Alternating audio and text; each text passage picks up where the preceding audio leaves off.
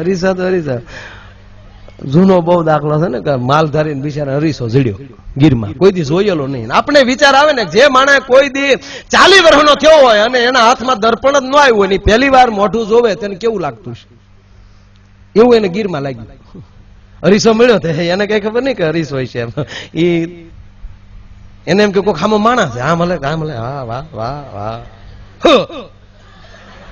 આખો દે આમ જ કર્યા કરે. અને કોક આવે તો ધરદીને પછેડી મૂકી દે, પાછા બધા વહી દે ને પાછો અરીસા આમ લાગી જાય, વાહ વાહ વાહ રામ રામ.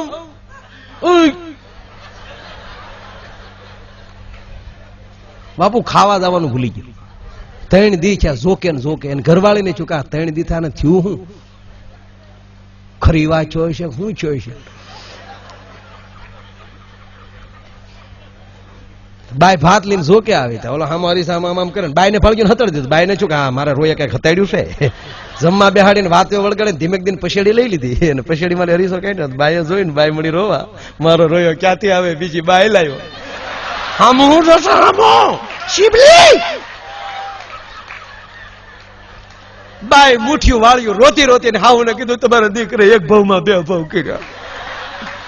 અરે કે પણ બતાવો હોય નહીં જો બીજી બાય લાવ્યો. ક્યાં છે તા આ રહી તા ડોશી મીડ્યા રોવા, મારો લોયો લાવ્યો ને ગઢી લાવ્યો.